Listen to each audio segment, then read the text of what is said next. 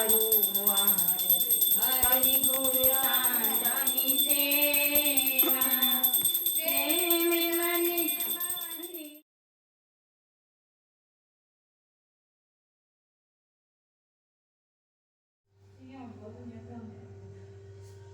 જીવંતિકા માની જય. શ્રાવણ માસના પહેલા શુક્રવારે આ વ્રતનો આરંભ કરવો. કોઈ પ્રકારની અડચણ હોય તો બીજા શુક્રવારથી પણ વ્રત થાય. વ્રત કરનારે સવારે વહેલા ઉઠી નાહી ધોઈ 5 દિવેટનો દીવો પ્રગટાવવો અને ભક્તિભાવે વંદન કરી પ્રાર્થના કરવી. પીલા વસ્ત્ર પહેરવા નહીં. પાટલા ઉપર દીવો મૂકી પત્ર, પુષ્પ, ચોખા, કુમકુમથી જીવંતિકા દેવીનું પૂજન કરવું અને આ વાર્તા સાંભળવી. ઘણા વર્ષો પહેલા સુશીલ નામે એક રાજા હતા. રાજા અને રાણીને કોઈ પણ વાતનું દુઃખ ન હતું, માત્ર તેમને સંતાનની ખોટ હતી. રાણી ચિંતામાં ને ચિંતામાં સુકાતી જતી હતી. રાણીવાસમાં રાણી ઉદાસ મને બેઠી હતી. તેવામાં એક દાસી ત્યાં આવી ચડી. દાસી સુયાળીનું કામ કરતી, એટલે ગામમાં કોઈની સુવાવડ આવે તો 100 તેને બોલાવે. દાસી રાણીના મનમાં ભાવ સમજી ગઈ. તે બોલી, રાણીજી, આટલી બધી ચિંતા શું કરો છો? તમે આજ્ઞા આપો તો હું એક ઉપાય બતાવું. એવો શું ઉપાય છે કે જેથી મારું વાંજ્યા મેણું ટળે? રાણીએ પૂછ્યું.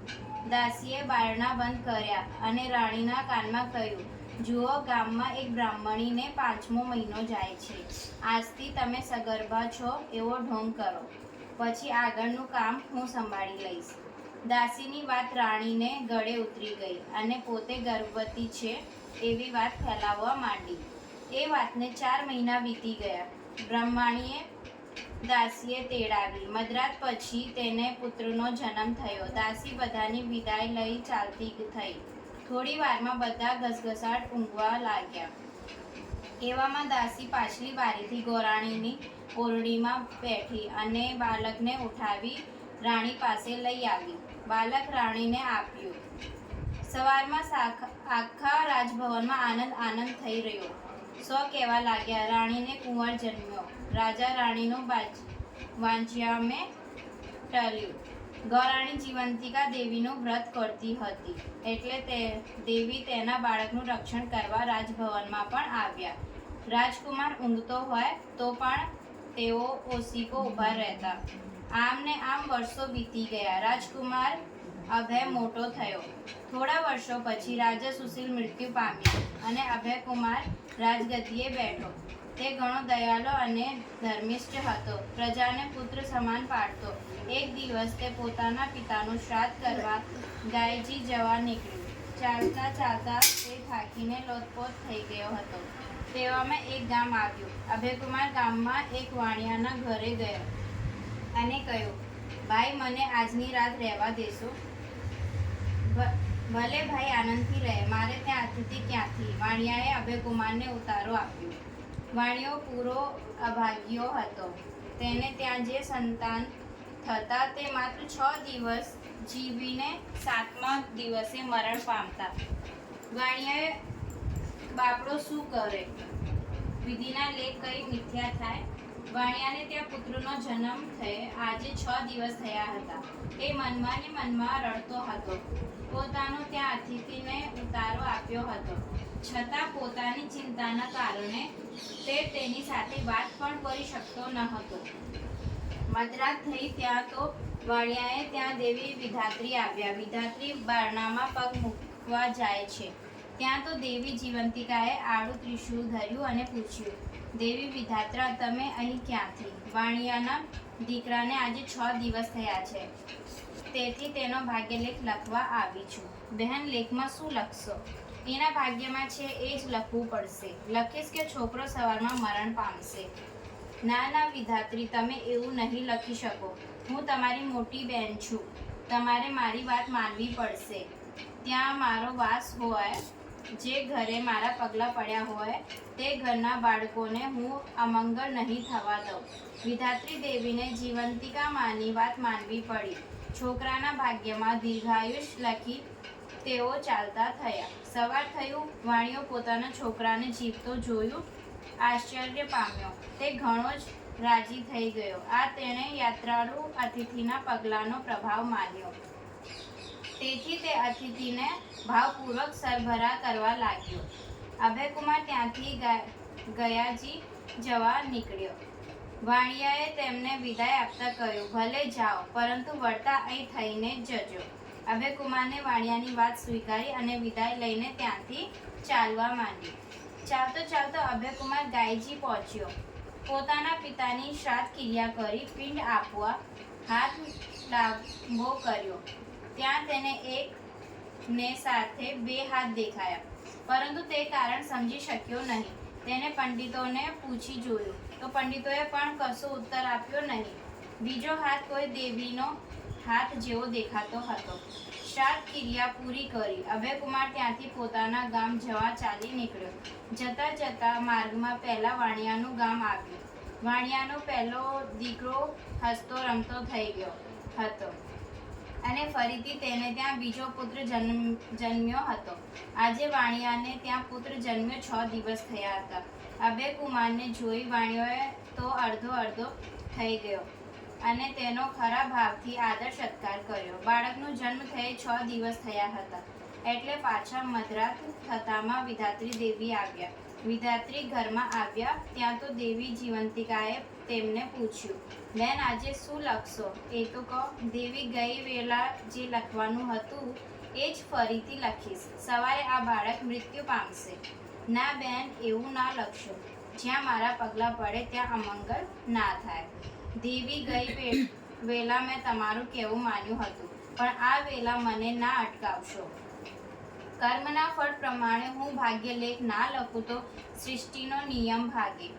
પણ હા દેવી જીવંતિકા, તમે આ વાણિયાને ઘરે કેમ પધાર્યા છો એ તો કહો. એટલામાં રાજકુમાર ઉભેની ઊંઘ ઉડી ગઈ. તે ગુપચુપ પથારીમાં પડ્યો દેવીઓને વાર્તાલાપ સાંભળવા લાગ્યો. જીવંતિકા દેવી બોલ્યા, દેવી વિધાત્રી, આ રાજકુમારની માતા વર્ષોથી શુક્રવારે મારું વ્રત કરે છે.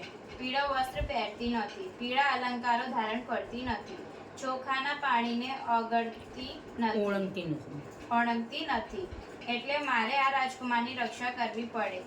એ જ્યાં જ્યાં જાય ત્યાં મારે પણ જવું પડે છે. પરંતુ આ વાણિયાને ત્યાં મારો વાસ હોય ત્યાં સુધી હું તેના બાળકનું અહિત સી રીતે થવા દઉં? બેન, તારે મારી આજ્ઞા પાડવી પડશે. વિધાત્રી જેવી આજ્ઞા કહી ભાગ્યલેખ લખવા બેઠા. લેખમાં લખ્યું, આ છોકરો દીર્ઘાયુષી થશે અને તેને અનેક પ્રકારના સુખ સંપત્તિ પ્રાપ્ત થશે. સવાર પડ્યું. વાણિયાનો છોકરો તો જીવતો રહ્યો. વાણિયાને થયું કે અવશ્ય આ કોઈ પુણ્યશાળી મહાપુરુષ છે. અભયકુમારે વાણિયાની વિદાય માંગી અને ત્યાંથી પોતાના ગામ જવા ચાલી નીકળ્યો. રાત્રે દેવી વિધાત્રી અને માતા જીવંતિકાનો જે સંવાદ થયેલો તો હજુ તેના કાનમાં ગૂંજતો હતો. ઘરે જઈને તેને રાણીને પૂછ્યું, માં, તમે કોઈ વ્રત કર્યું હતું? રાણીએ કહ્યું, ના બેટા, મેં કોઈ વ્રત કર્યું નથી. અભયકુમારને નવાઈ લાગી. તેને આખો ભેદ સમજાઈ ગયો. શ્રાવણ મહિના આવ્યું. શ્રાવણનો શુક્રવાર આવ્યો.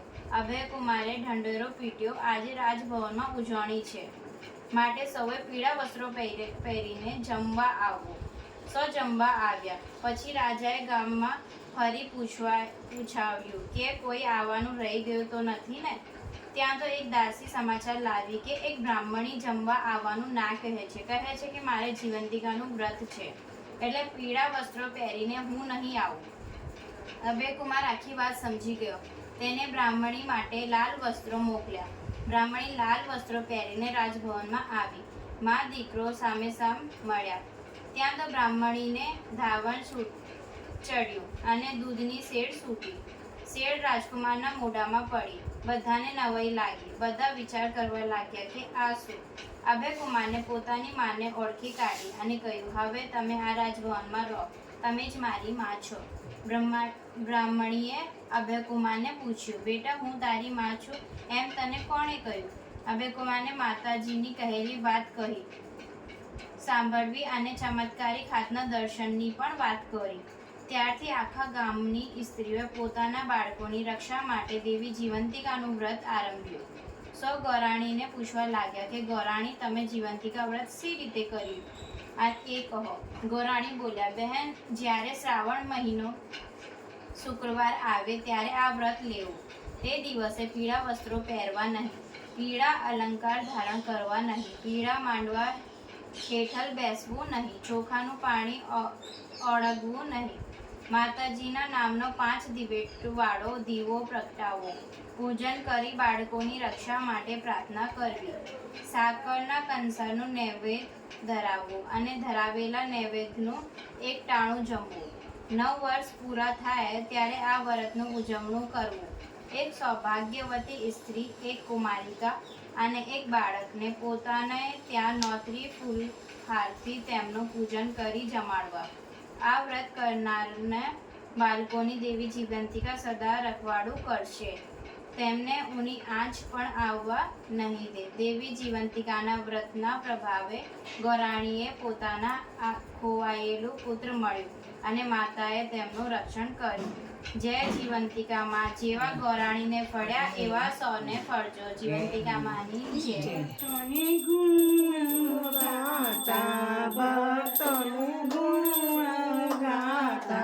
તમે શાંતિ સુખદાતા જય જીવંતિકા માતા.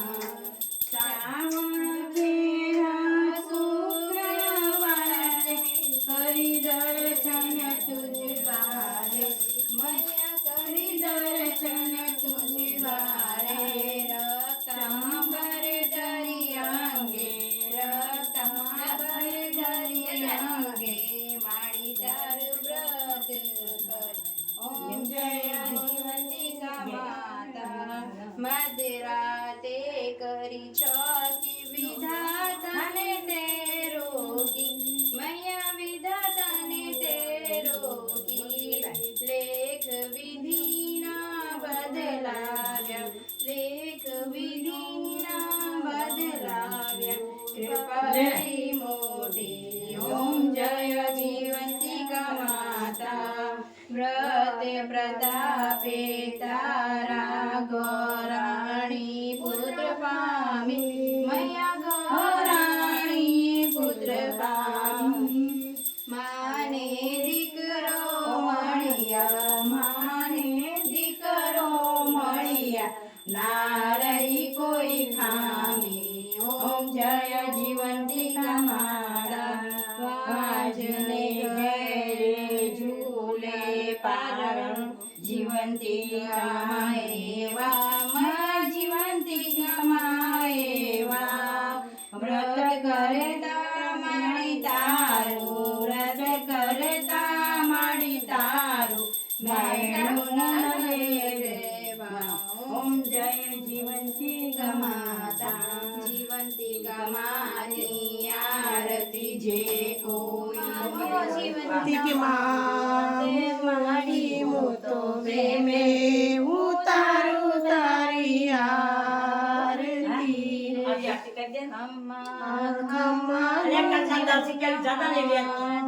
માડી હું તો પ્રેમે ઉતારું તારી આરતી રે.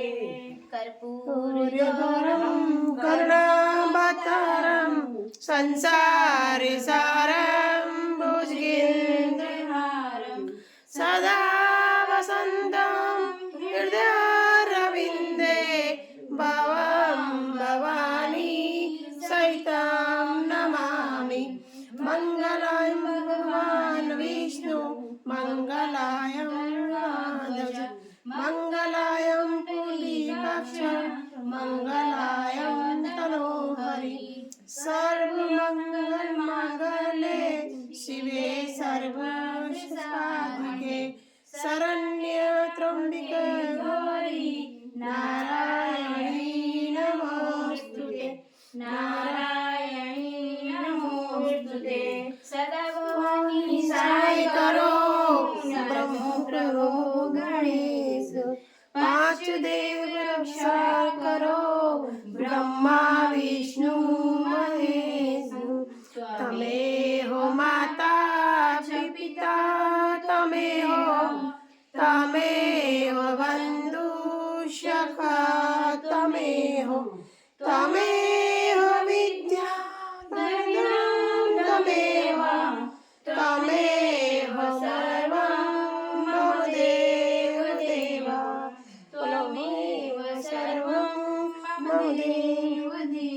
બોલો જીવંતિકા માત હરિ ગુરુ શાંતની સેવા પ્રેમ મની પધારો સુંદર ટુકડા રેવા આનંદ મંગલ કરો હરિ ગુરુ શાંતની ઉતારજો. સેવા મારે આગળ તુલસીનો પ્યારો સાંગ રામની સેવા આનંદ મંગલ કરું હરિ ગુરુ શાંતની સેવા અરસક તીર મારા ગુરુજીને ચરણે ગંગા યમુના રેવા આનંદ મંગલ કરું હરિ ગુરુ શાંતની સેવા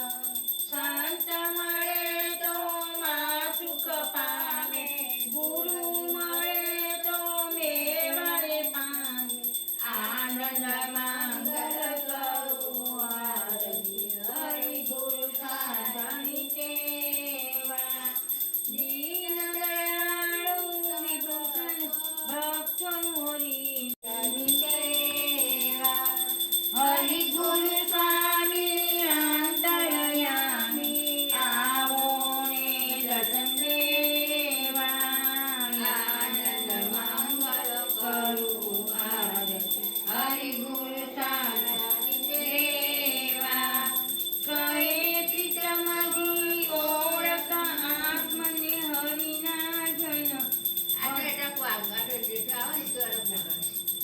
કહો પ્રીતમજી ઓળખ આત્માને હરિજન દેવા આનંદ મંગલ કરું કર હરિ ગુરુ શાંતની સેવા આનંદ મંગલ કરું હરિ ગુરુ શાંતની સેવા જય જીવંતિકા એ દાણી વાલા મારા આવજો ભૂલે ચૂકે ના જાતા બીજા ઘેર જો વેલા વેલા આવો મારા માવડી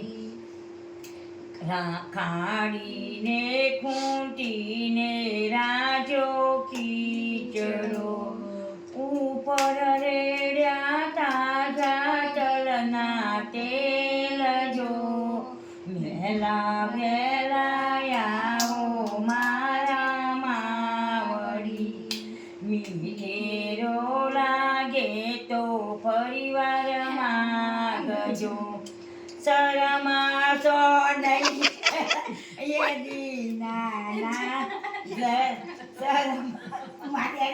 શરમાશો નહીં જરાય મારો માતજો વેલા વેલા આવો માતાને ખવડાવો. ઘરમાં બાઈનો કીચડો નહીં વાલા મારા આવજો ભૂલે ચૂકે ના જાતા બીજા ઘેર જો વેલા વેલા આવો મારા માવડી ખાડીને ખૂંટીને રાજો કીચડો ઉપર રેડ્યા તાજા તલના તેલ જો વહેલા વહેલા આવો મારા માવડી મીઠેરો લાગે તો પરિવાર માગજો શરમાશો નહીં એ દીના શરમાશો નહીં જરાય મારો માતજો વેલા વેલા આવો માતાને ખવડાવો. ઘરમાં બાઈનો કીચડો રે મારે પધા